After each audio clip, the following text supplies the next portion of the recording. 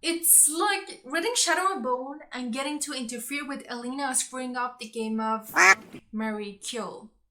Adeline does not want to be like other girls.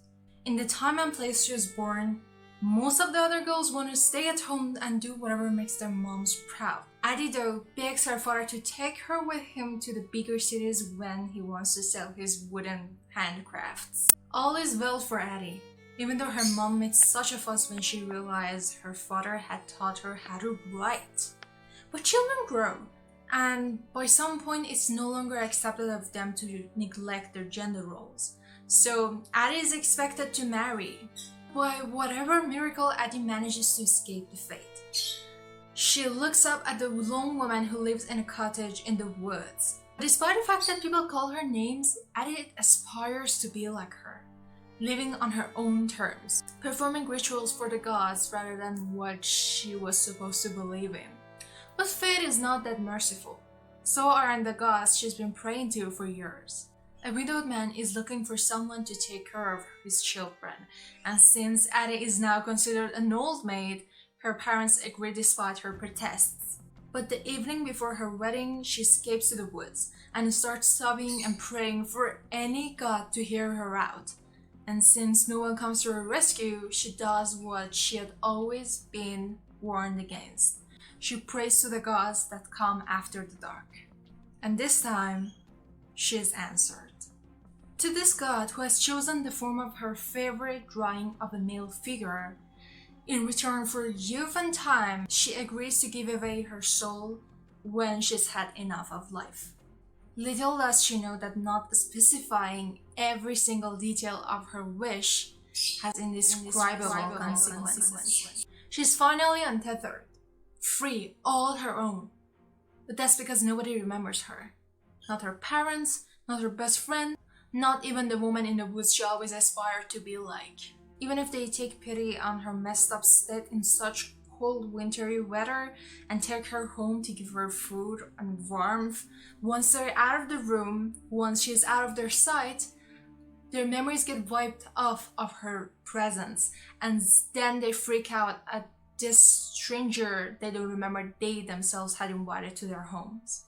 Thus, Addie's heartbreaking adventure begins and continues for over 3 centuries. On multiple occasions, the dark god reappears to taunt her and hunt her and make her yield. But she refuses, making him as her own enemy so that she can keep fighting and avoid giving up her own soul in return. Though she lives for 300 years, she can never have any sort of connection with anyone, except for dates or multiple one-night stands. And what's worse is that she can hardly leave any sort of mark in their lives. But still, Addie begins to see the beauty of the world as well, something she never would have been able to if she hadn't been on her own wedding and had been an obedient wife. Basically, she outlives everyone she ever knew and suffers multiple heartbreaks, until one day, when she's on the verge of replacing a book she had stolen with another one in a bookstore, her form of a library, the shopkeeper calls her out to be a thief. He remembers. After 300 years. Thus, Addie's journey reaches its climax as she fights for this miraculous chance she's been given, fully aware that the god would know and wouldn't hesitate to take it from her. I mean, I almost never read the blurbs, and I hadn't for this book as well, but this book had been on my TBR for about a year and a half because people talk so highly of it. The novel indeed has a very beautiful plot, and it has a very strong beginning. I'm talking about the prologue. But again, it's one of those stories that is filled with so much scenery description. I do realize that some people actually enjoy this style of stories. I'm not one of them. And since I'm not as fearful to DNF books anymore, I skipped multiple parts where nothing of importance was happening, looking for meaningful dialogues, turning points, and revelations. Honestly, this book could have been shorter and way better paced, or with details worth the attention of someone who doesn't feel that nostalgic toward Paris. Ajoute 2 lettres à Paris et c'est le paradis. Paris est plus belle sous la pluie. Paris, la vie de l'amour. Tu commences à Paris. Adeline lives through some really action-packed centuries, and yet she is more fascinated about the invention of chocolate than she is about the World War. There was only one part where she was being held and arrested for being a spy, which doesn't add up because by her curse, she cannot even write. She is not allowed to leave a mark.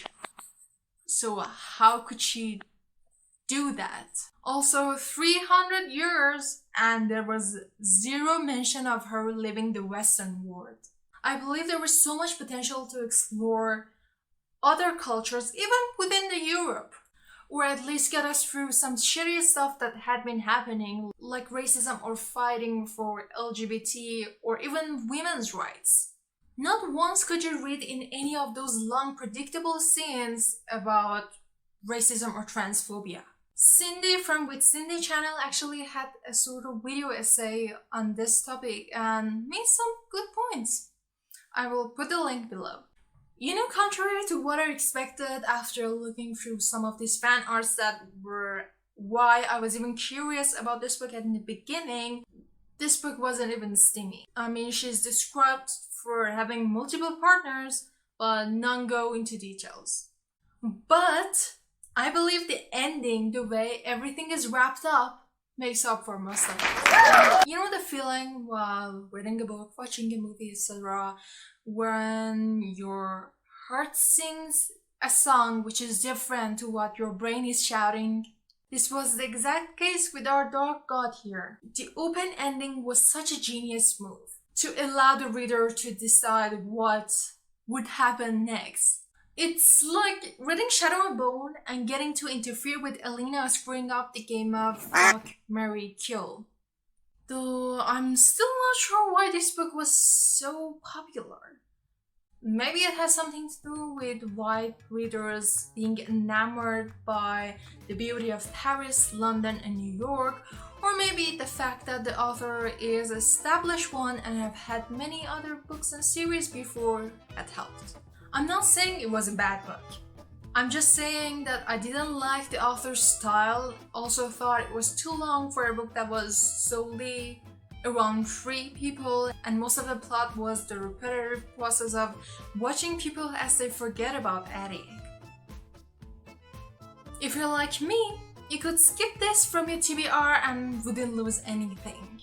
If you want to read it anyway, this is perhaps where we should say goodbye because I want to say what I think happens in the end.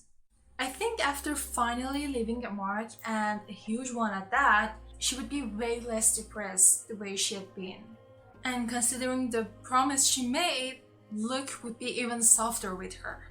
I think they're going to spend so much time together, and even if still Addie wants and manages to break her curse, it would be way after the lifespan of her other love interest. And that's it for today. If you've read any other book by V. Schwab, I would like to know, is her style the same throughout all her works? I'm still not 100% sure if I want to give up on all her books just because of this one, so I would like to know your advice.